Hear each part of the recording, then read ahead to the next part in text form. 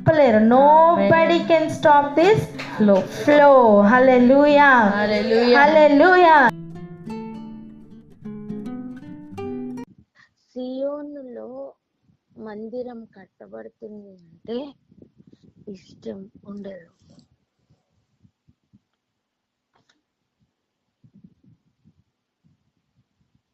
బబులోనుకు సియోను మళ్ళా బాగుపడుతుందంటే ఇష్టం ఉండదు. సియోను అంటేనే మహారాజు పట్టణం. చెప్తారన్నమాట, యెరూషలేము మహారాజు పట్టణం అని.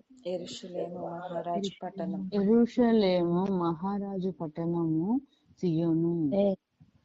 ఆమేన్ ఆమేన్. కొంచెం వాయిస్ లౌడ్ గా అవ్వట్లేదు.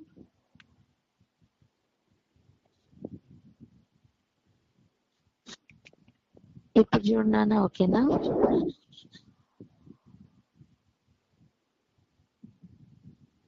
అమ్మో ఇప్పుడు ఓకేనారా? ఓకే, ఇక విందాం జాగ్రత్తగా. యెరూషలేము అంటే దేవునికి లేదా దేవుడు కోరుకున్న పట్టణం. ఆ పట్టణం బాగుపడడం, ఆ పట్టణం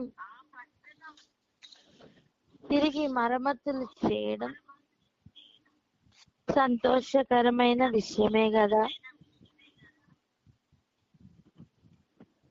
మ్యూట్ లో పెట్టుకోండి, రీసౌండ్ వస్తుంది.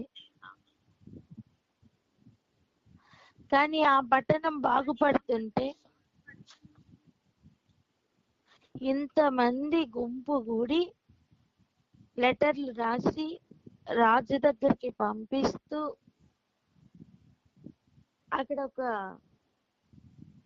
అక్కడ ఒక విషయం కూడా మనకి ఈరోజు అర్థం అవ్వాలి. అదేంటంటే ఎజ్రా 4వ అధ్యాయం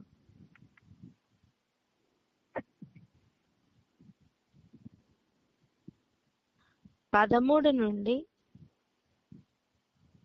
16 వరకు చదువుదాం. ఎజ్రా 4వ అధ్యాయము 13 నుంచి 16 వచనాల వరకు. కావున రాజువైన తమకు తెలియవలసినదేమనగా, ఈ పట్టణమును కట్టి దాని ప్రాకారములను నిలవబెట్టిన ఎడల వారు శిస్సు గాని సుంకము గాని పన్ను గాని ఇక ఇయ్యక ఇందురు. అప్పుడు రాజునకు రావలసిన పైకము నష్టమగును. మేము రాజు యొక్క ఉత్తిన్న వారము కనుక రాజునకు నష్టము రాకుండా మేము చూడవలనని ఈ ఉత్తరమును పంపి రాజువైన తమకు ఈ సంగతి తెలియజేస్తుంది.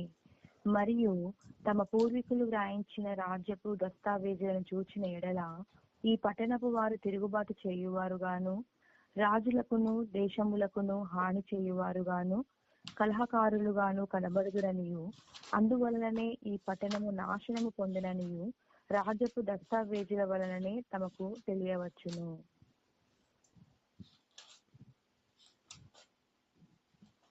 ఆలోచించండి, ఏమని లెటర్ రాస్తున్నారు, వాళ్ళ యాడెడ్ పాయింట్స్ ఏంటి, వాళ్ళకి ముఖ్యమైన అంశాలు ఏంటి చూడండి. మేము మీ ఉప్పు తిన్నవారం, అందుకని మీకు నష్టం రాకుండా చూస్తామన్నట్టుగా చెప్తున్నారు. ఇంకేం చెప్తున్నారు? వారి పూర్వీకులు వ్రాయించిన రాజ్యపు దస్తావేజులను చూడండి. దేని కొరకు చూడమంటున్నారు? ఈ పట్టణస్థులట తిరుగుబాటు చేయవరట. ఈ పట్టణస్థులట కలహకారులట. అర్థం, జగడములు పెట్టుకొని గొడవలు పెట్టుకొని ఉండేవాళ్ళట. ఏమండి, యెరూషలేము అంటే అదేనా అర్థం?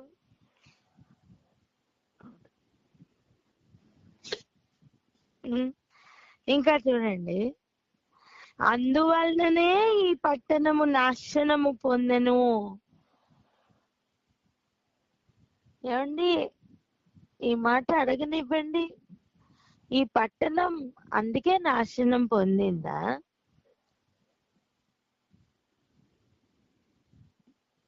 ఆ?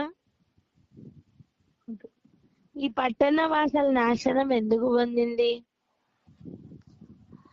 ఎవరితో సమాధానంగా ఉండకూడదో వాళ్ళతో ఉంటూ, ఏ విగ్రహారాధన అయితే చేయకూడదో అది చేస్తూ, అన్యులతో కలవద్దు అంటే కలుస్తూ భయంకరమైన జీవితాన్ని జీవిస్తున్న ఇశ్రాయేలీయుల నిమిత్తం ఆ రోజు బబులోను చెర వచ్చింది, లేదా బబులోనుకు కొనిపోబడ్డారు.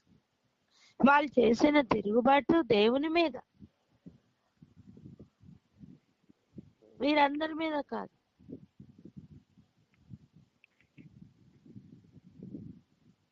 వాళ్ళ మాట వినలేంది దేవుని మాట.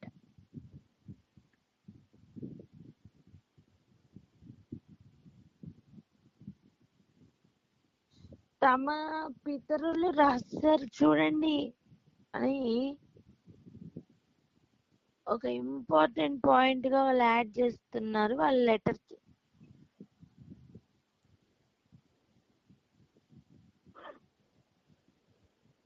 వాళ్ళు వాడుతున్న తంత్రం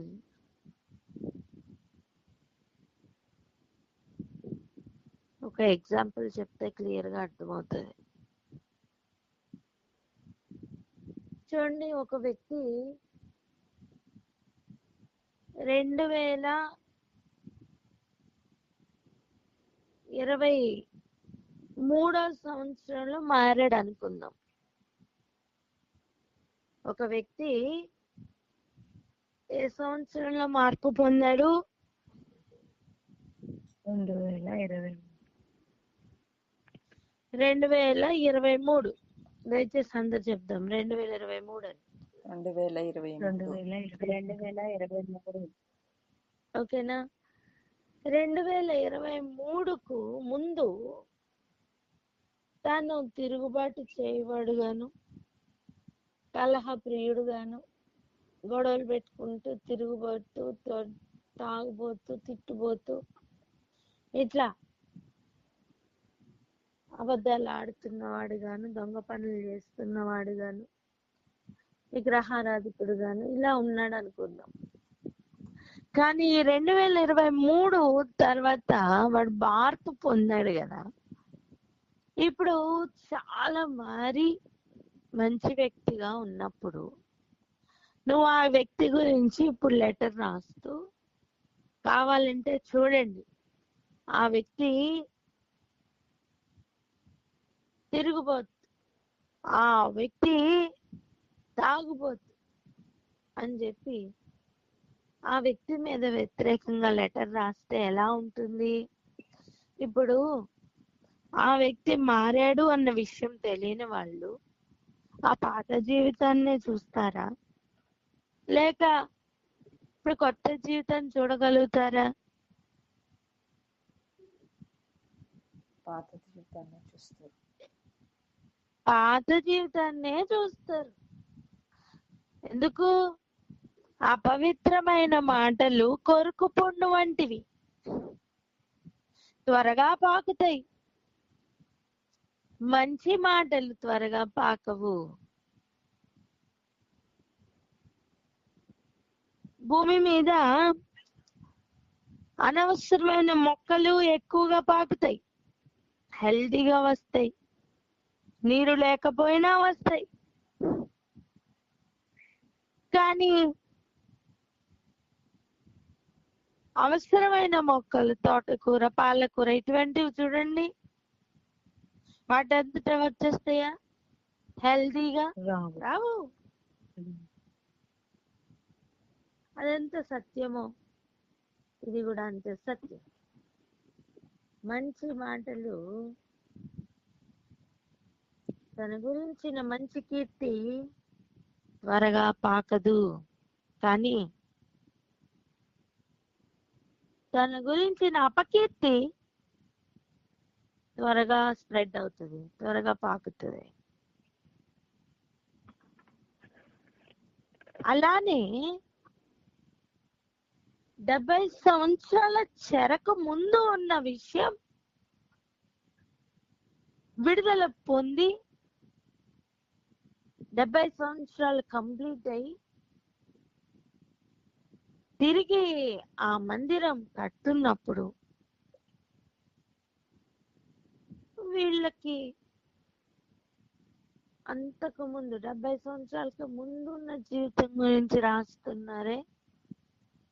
ఒకసారి ఆలోచించండి. ఇప్పుడు చదువుతున్న రాజుకు ఎలా ఉంటుంది? ఎలా ఉంటుంది? ఎలా ఉంటుంది సార్?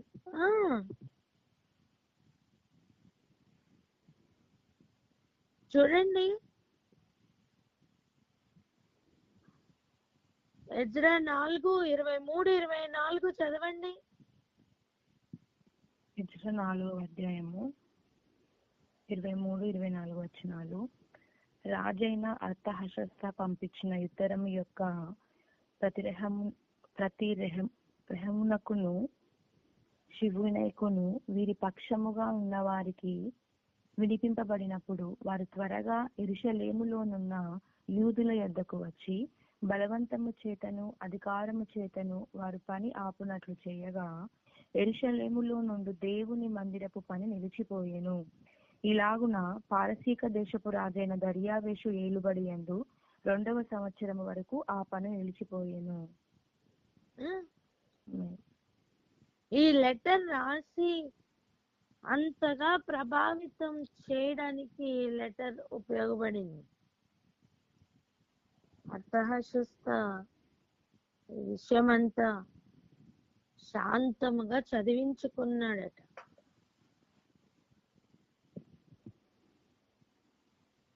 చదివించుకొని మళ్ళా ఇంకొక లెటర్ రాసి పంపించాడు. ఎవరికి? వీరందరికీ. ఆ లెటర్ ఏంటో చూద్దాం. ఇప్పుడు చదవండి 17-22 వరకు చదువుతుండగానే విన్నాం. ఎజ్రా 4వ అధ్యాయము 17-21 వరకు.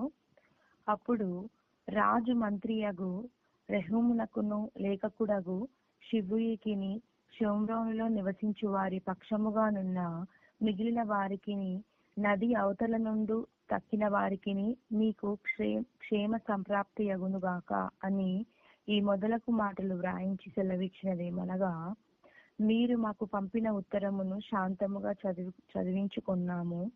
అందు విషయమై మా ఆజ్ఞను బట్టి వెతుకగా ఆది నుండి ఆ పట్టణపు వారు రాజుల మీద కలహమును తిరుగుబాటును చేయువారని మాకు అగుపడినది. మరియు యెరూషలేము పట్టణమందు బలమైన రాజులు ప్రభుత్వము చేసిరి. వారు నది అవతలి దేశములన్నిటినీ ఏలినందున వారికి శిస్తును సుంకమును పన్నును చెల్లించుచుండెను. కాబట్టి ఇప్పుడు ఆ మనుష్యులు ఆ పని చాలించి మేము సెలవిచ్చు వరకు ఆ పట్టణమును కట్టక మానవలెనని ఆజ్ఞాపించుడి. ఆమేన్.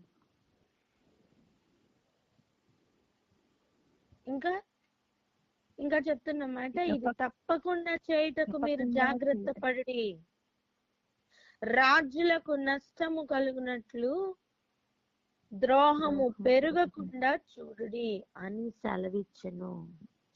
రాజుకి బాగా ఎక్కిపోయింది వీళ్ళు చెప్పిన మాటలేంటి? రాజుకి నష్టం అయిపోతుంది, వీళ్ళు గనక పట్టణం కట్టేస్తే, వీళ్ళు గనక ప్రాకారం నిలబెట్టేస్తే, రాజా మీకు వాళ్ళు సుంకం కట్టరు, శిస్తు కట్టరు, మీకు రావాల్సిన ఖజానాలో ఉన్న You are speaking with has put your call on hold. Please stay on the line. మీరు మాట్లాడుతున్న వ్యక్తి మీ కాల్ ను హోల్డ్ లో ఉంచారు. దయచేసి లైన్ లో వేచి ఉండండి.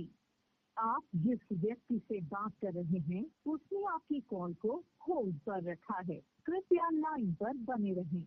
The person you are speaking with has put your call on hold. Please stay on the line. మీరు మాట్లాడుతున్న వ్యక్తి మీ కాల్ ను హోల్డ్ లో ఉంచారు. దయచేసి ఆ? మీకు రావాల్సిన ద్రవ్యం నష్టమైపోతుంది, మీ ఖజానాకు నష్టం అని రాజుకి బాగా కోపం వచ్చేటట్లుగా వారి మీద చెప్పి ఇప్పుడు వారు తిరిగి లేఖ ద్వారా ఆజ్ఞ పొందారు. దేనికి? ఆ పని ఆపు చేయమని.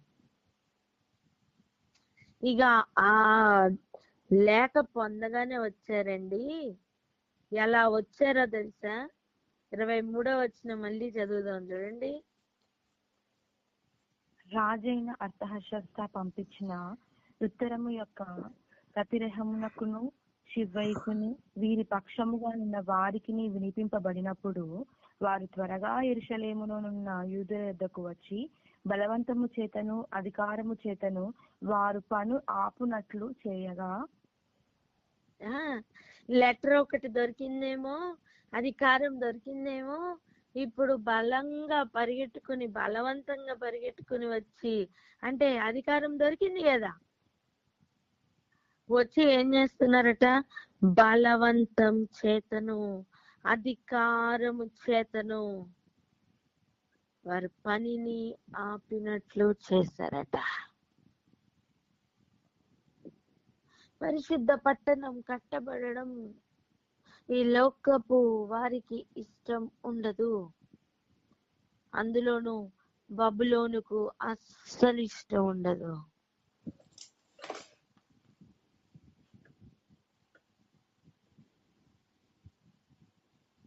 అక్కడ రాళ్లను చూస్తేనే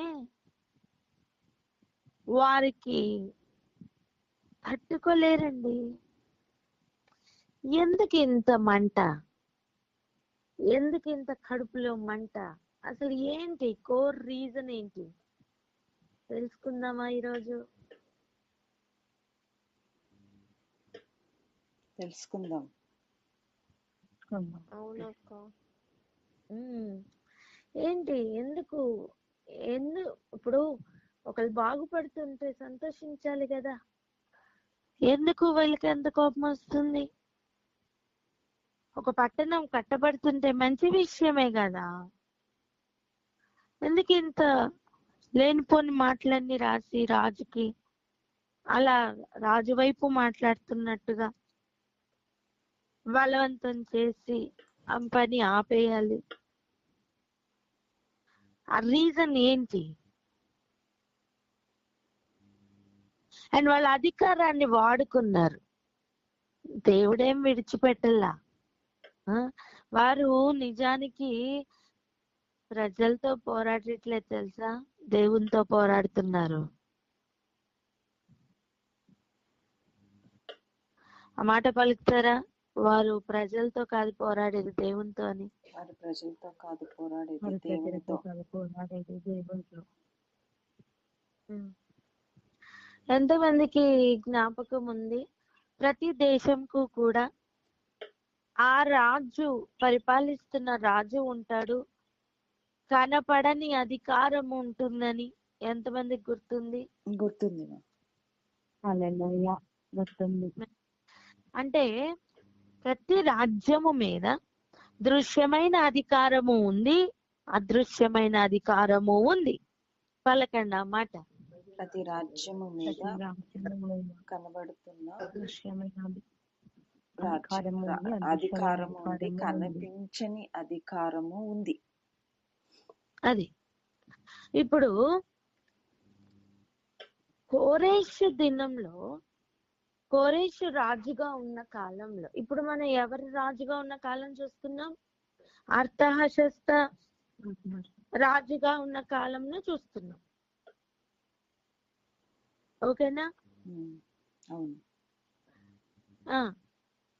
కానీ కోరేషు రాజుగా ఉన్న కాలంలో నేను అంటాను, దృశ్యమైన అధికారంలో ఉన్న కోరేషు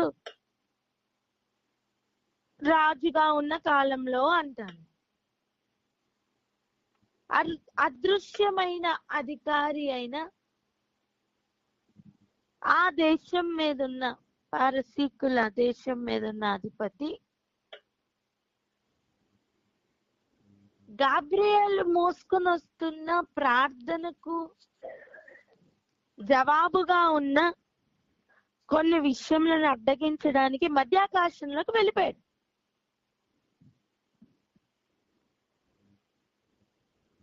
లేదా ఆకాశంలో యుద్ధము చేయడానికి వెళ్ళిపోయాడు. వాడు యుద్ధం అంటది ఏంటి? ఆ ప్రార్థనకు జవాబు రాకూడదనే కదా. అంటే దృశ్యమైన అధికారమైనను అదృశ్యమైన అధికారమైనను దేవుని రాజ్యమునకు వ్యతిరేకంగానే పనిచేస్తున్నాయి. ఇంకొక మాటలో చెప్పండి, ఈ లోక అధికారములన్నీ దేవుని రాజ్యమునకు వ్యతిరేకంగానే ఉన్నాయని చెప్పండి. లోక రాజ్యములన్నీ దేవునికి వ్యతిరేకముగానే ఉన్నాయి. దేవుని రాజ్యానికి వ్యతిరేకముగానే ఉన్నాయి. వ్యతిరేకంగానే ఉన్నాయి. ఆది కాండంలోనే మనం చూస్తున్నాం, బబులోను దేశమునకు మొదలు ఒక 4 పట్టణాలను చూపించాడు. ఆ 4 పట్టణాలు నెబుకద్నెజర్ రాజు వచ్చే సమయానికి విస్తీర్ణం పొందాయి. మనకి క్లియర్ గా ఎస్తేరు గ్రంథంకి వచ్చేసరికి అవి 127 సంస్థానాలుగా పేర్కొన్నారు. బబులోను దేశంనకు మొదలు ఎన్ని ఉన్నాయి? ఎన్ని పట్టణాలు ఉండే? 4. దాంట్లో స్టార్టింగ్ డే ఏం చూసాం?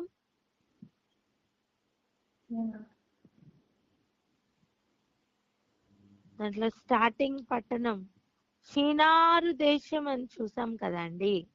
షీనారు దేశం అంటే బబులోను దేశము. షీనారు దేశం అంటే ఏంటి? బబులోను దేశము.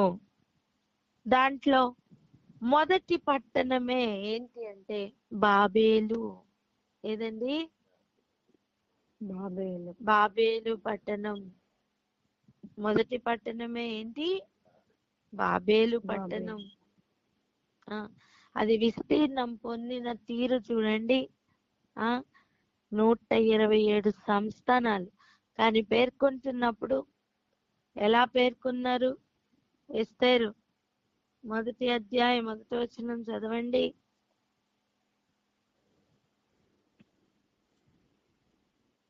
ఎస్తేరు 1వ అధ్యాయము 1వ వచనము. అహష్వేరోషు దినములలో జరిగిన చర్యల వివరము. హిందూ దేశము మొదలుకొని కూషు దేశము వరకు 127 సంస్థానములను అహష్వేరోషు ఏలెను. నిమ్రోదు స్టార్ట్ చేసిన రాజ్యం 4 పట్టణాలతో. కానీ అహష్వేరోషు ఏలుబడి చేస్తున్న టైం వరకు ఎన్ని దేశములను వారు పరిపాలించుట లేదా ఎంతగా వాళ్ళు విస్తరించారంటే, హిందూ దేశం మొదలుకొని కూషు దేశం వరకు వాళ్ళు విస్తీర్ణం పొందారు.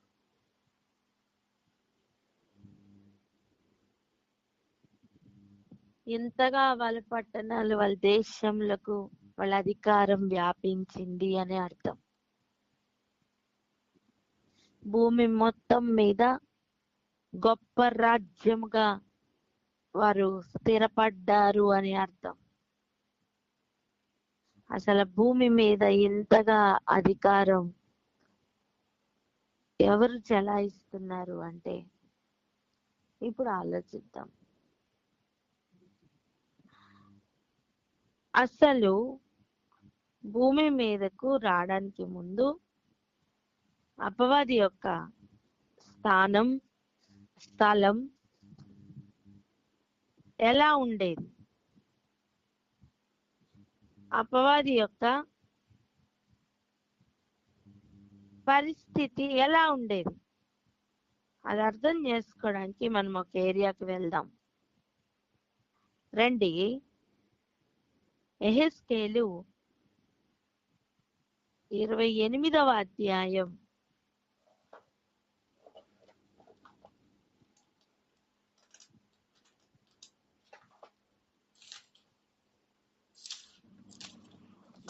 13వ వచనం నుండి చదవండి.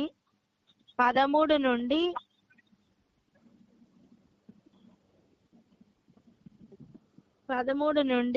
16 వచనాల వరకు చదవాలి. యెహెజ్కేలు 28వ అధ్యాయము 13 నుంచి 16 వచనాల వరకు. దేవుని తోటయకు ఏదెనులో నీవుంటివి. మాణిక్యము, గోమేధికము, సూర్యకాంతిమణి, రక్తవర్ణపు రాయి, సులిమాని రాయి, మరకతము, నీలము, పద్మరాగము, మాణిక్యము అను అమూల్య రత్నములతోనూ బంగారముతోనూ నీవు అలంకరింపబడి ఉన్నావు. నీవు నియమింపబడిన దినమున పిల్లల గ్రోవులు వ్రాయించు వారును నీకు సిద్ధమైరి. అభిషేకము నొందిన కెరూబువై ఒక ఆశ్రయముగా నీవుంటివి. అందుకే నేను నిన్ను నియమించి తిని. దేవునికి ప్రతిష్ఠింపబడిన పర్వతము మీద నీవుంటివి. కాలుచున్న రాళ్ల మధ్యను నీవు సంచరించుచుంటివి. నీవు నియమింపబడిన దినము మొదలుకొని పాపము నీ యందు కనబడు వరకు ప్రవర్తన విషయములో నీవు యథార్థవంతుడుగా ఉంటివి. అయితే నీకు కలిగిన విస్తారమైన వర్తకము చేత లోపల నీవు అన్యాయము పెంచుకొని పాపము చేయుచు వచ్చితివి. కనుక దేవుని పర్వతము మీద నీవుండకుండా నేను నిన్ను అపవిత్రపరిచితిని. ఆశ్రయముగా ఉన్న కెరూబు కాలుచున్న రాళ్ల మధ్యను నీవికను సంచరింపవు. నిన్ను నాశనము చేసి తిని. చాలండి. ఇప్పుడు చూడండి, మనం చదువుకున్న రాళ్ళన్నీ కూడా ఉన్నాయి కదా. పరిశుద్ధ పట్టణం అలంకరింపబడుతున్న రాళ్ళన్నీ కూడా వీనికి అలంకరణగా ఉండినాయి. ఎవరు వాడు అంటే అభిషేకింపబడిన కెరూబు. చెప్పండి ఆ మాట. అభిషేకింపబడిన కెరూబు. కెరూబులు అంటే ఎవరు? హై ర్యాంకింగ్ ఏంజల్స్ కదా. అవును. అటువంటి కెరూబును దేవుడట ఎంతగా అలంకరించి ఈవెన్ తనను అపాయింట్ చేసేటప్పుడు పిల్లను గ్రోవి వాయించే వాళ్ళు తన కొరకు సిద్ధమయ్యారట. ఈరోజు ఒక ప్రశ్న అడగాలని ఆశపడుతున్నాను. ఎవరైనా ఉద్యోగంలో జాయిన్ అయ్యేటప్పుడు సన్నాయి మేళం పెట్టుకొని ఉద్యోగంలో ఎవరైనా జాయిన్ అవుతున్నారా? లేదక్క. పిల్లల గ్రోవులు దండ మేళం పెట్టుకొని ఎవరైనా ఉద్యోగానికి వెళ్ళి జాయిన్ అవుతున్నారా? లేదే. లేదు. కానీ ఈ కెరూబును నియమించే రోజట అంత వైభవంగా అంత ఫంక్షన్ జరిగిందటండి.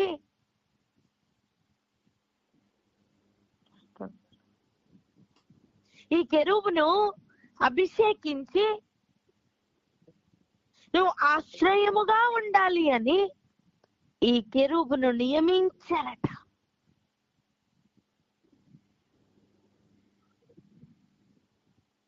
కానీ తన ద్వారా జరుగుతున్న తనకు ఉన్న వర్తకము వలన, వ్యాపార లావాదేవీల వలన గర్వము వచ్చింది. లోపల అన్యాయం పెంచుకున్నాడట,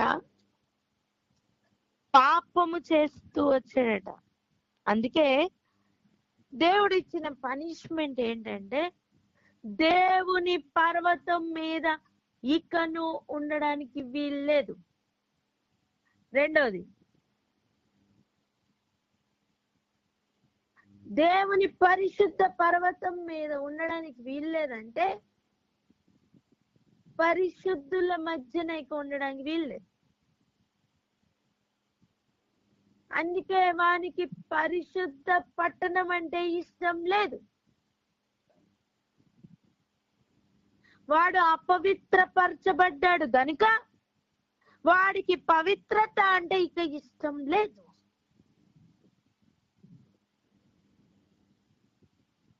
ఇంకా వానికి ఇచ్చిన పనిష్మెంట్ ఏంటో తెలుసా?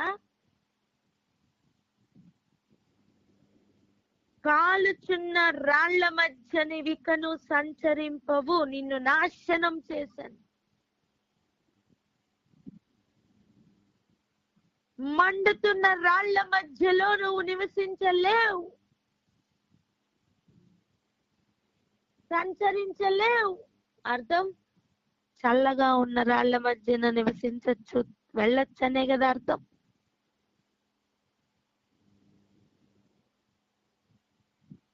మాట్లాడరే. అవును. నువ్వు 25 కిలోల గిన్నెని పట్టుకోగలవమ్మా, కానీ అది మండుతూ ఉందనుకోండి, స్టవ్ మీద ఉందనుకోండి, ముట్టుకోగలమా? ముట్టుకోలేము సిస్టర్. సరే, 25 కిలోలు కదా, పెద్దదేమో. చిన్నది చూడండి, 1/2 కిలో గిన్నె, అంటే 1/2 కిలో వస్తువులు లేదా 1/2 కిలో పట్టే అంత గిన్నె. మామూలుగా అయితే ఈజీగా ఒక హ్యాండ్ తో పట్టేసుకోవచ్చు, కానీ అది స్టవ్ మీద ఉంది, పట్టుకోగలవా? పట్టుకోలేము. అలా మండుతూ ఉన్న రాళ్ల మధ్య నువ్వికను సంచరించలేవని దేవుడు వాడిని నాశనం చేశారండి.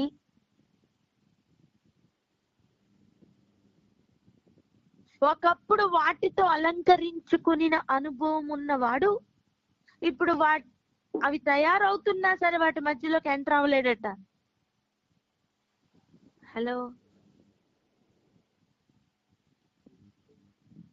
కలెక్టర్ ఆఫీస్ లో ఒకప్పుడు కలెక్టర్ తో పాటు సమానంగా మన్ననలు పొందుకున్నవాడు ఇప్పుడు ఎలక్షన్స్ లో ఓడిపోయిన తర్వాత కలెక్టర్ ఆఫీస్ లోపలికి కూడా ఎంటర్ అవడానికి ఛాన్స్ ఉండదు. అవునా కదా? చెప్పరే. అలా అయిపోయింది వీని పరిస్థితి.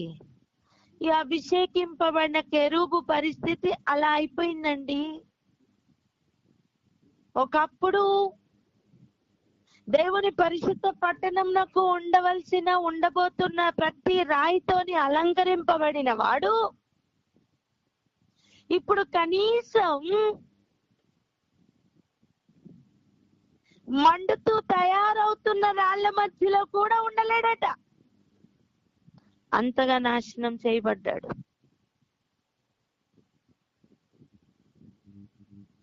పరిశుద్ధ పర్వతం మీద ఒకప్పుడు ఉన్నవాడు ఇప్పుడు అపవిత్రపరచబడి త్రోయబడ్డాడు. ఇప్పుడు చెప్పండి, వానికి పవిత్రత అంటే ఇష్టం ఉంటదా? వానికి పరిశుద్ధత అంటే ఇష్టం ఉంటదా? వానికి మండుతున్న రాళ్ళు అంటే ఇష్టం ఉంటదా? ఉండదు.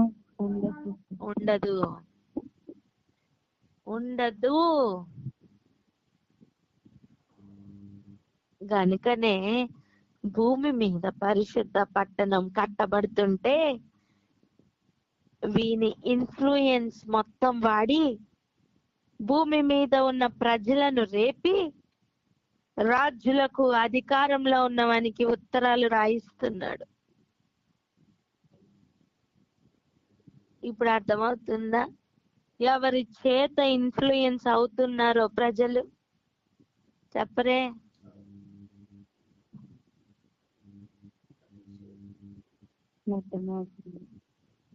ఒకసారి అభిషేకింపబడి పడిపోయిన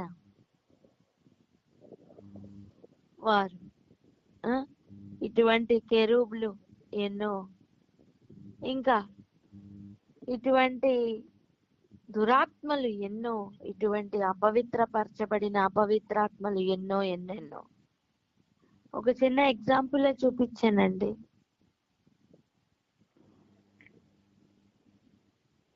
ఇటువంటి హై ర్యాంకింగ్ ఏంజల్స్ ఎన్ని పడిపోయాయో.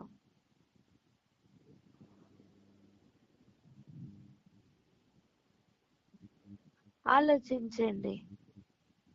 ఒక్కొక్క దేశమును కూడా పరిపాలిస్తున్న అదృశ్యమైన అధికారములు కూడా ఉన్నాయి. ఈ లోక అధికారములందరికీ కూడా పరిశుద్ధత అంటే ఇష్టం ఉండదు. నువ్వు పాపంలో మకిలిలో ఎంత కాలమైనా ఉండు, అబద్ధంలో ఎంత కాలమైనా ఉండు, ఈ లోకం సపోర్ట్ చేస్తుంది నాన్న. కానీ నువ్వు పరిశుద్ధంగా బ్రతకాలని ప్రయత్నం చేయి. అప్పటి వరకు నీకు సపోర్ట్ చేసినవన్నీ వ్యతిరేకంగా మారుతాయి. కారణం ఏంటో తెలుసా? వాటికి లేనిది మనకి దక్కకూడదని, వాటికి లేనిది మనకి దొరకకూడదని. కానీ ఈ సత్యం ఈరోజు తెలుసుకొని నీకు ఇవ్వబడిన అవకాశమును వినియోగించుకొని పరిశుద్ధ పరచబడి మండుతూ రాళ్ల వలె తయారవుతే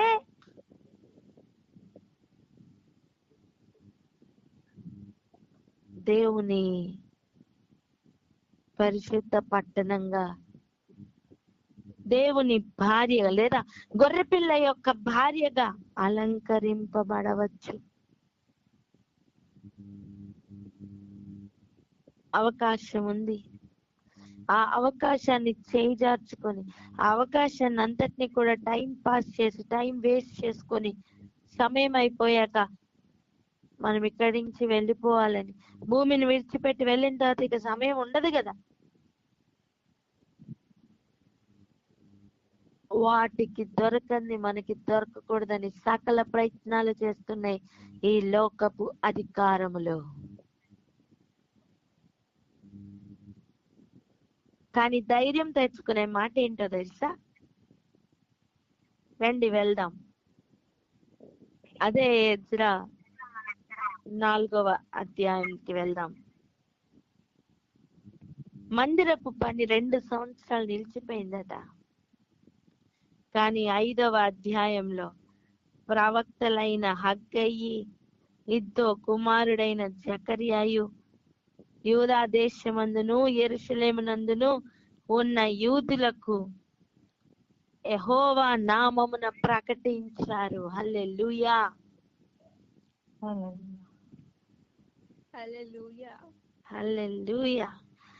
మందిరపు పని కట్టనారంభించారు. ఆ మాట చదవండి, 1-2 వచనాలు, 5వ అధ్యాయం. ఎజ్రా 5వ అధ్యాయము 1-2 వచనాలు.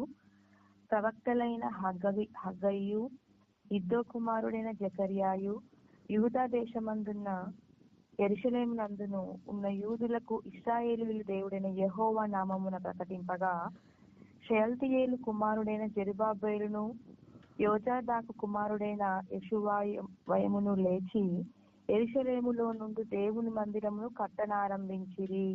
మరియు దేవుని యొక్క ప్రవక్తలు వారితో కూడా నుండి సహాయము చేయుచూ వచ్చిరి. హల్లెలూయా, హల్లెలూయా. కనిపించే అధికారములు, కనపడని అధికారములు కూడా కలిసి ఇక మందిరం కట్టనారంభించారు. ఆమేన్. హల్లెలూయా. దృశ్యమైన అధికారములు వాడుకొని అదృశ్యమైన అధికారములు మందిరపు పనిని ఆపివేస్తే, బలవంతముతో అధికారముతో బలవంతం చేసి మందిరపు పనిని ఆపి చేస్తే, దేవుడు తన ప్రవక్తలను పంపించారు.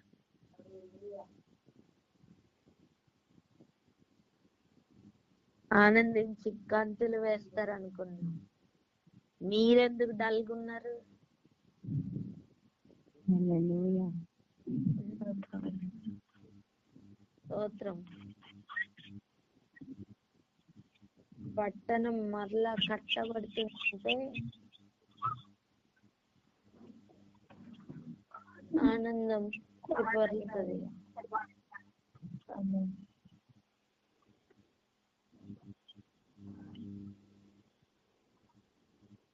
పరిశుద్ధంగా ఉండవలసిన జీవితం పరిశుద్ధంగా మార్చబడును గాక.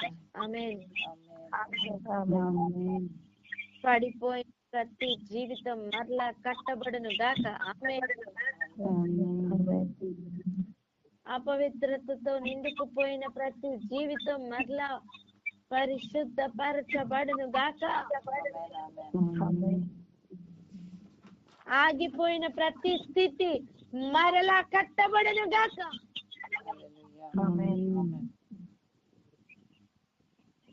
అటువంటి జకర్యా రాస్తున్న 2వ అధ్యాయంలో రాస్తున్న మాటే, బబులోనులో నుండి తప్పించుకొని పో. ప్రతి అపవిత్రత నుంచి తప్పించుకొని పో అని ఇస్తున్న పిలుపండి. మనం దేవుని మందిరమని, మనం ఆయన ఆలయమని తెలుసుకుందాం. అపవిత్రత ఉంటుండగా పవిత్రుడైన దేవుడు ఉండలేరు. బ్రతుకును మార్చుకుందాం, ఆయన ఆలయంగా సిద్ధపడదాం, కట్టబడదాం, పరిశుద్ధ జీవితం గడుపుదాం. ఎన్ని ఆటంకాలు వచ్చినా నిలబడదాం.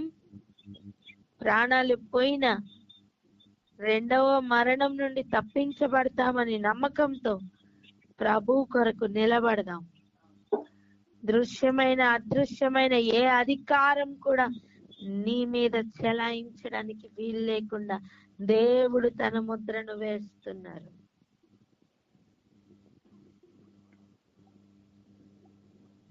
నమ్మే ముందుకు ప్రార్థన చేసుకుందాం అక్క. Hallelujah. Thank you, Jesus.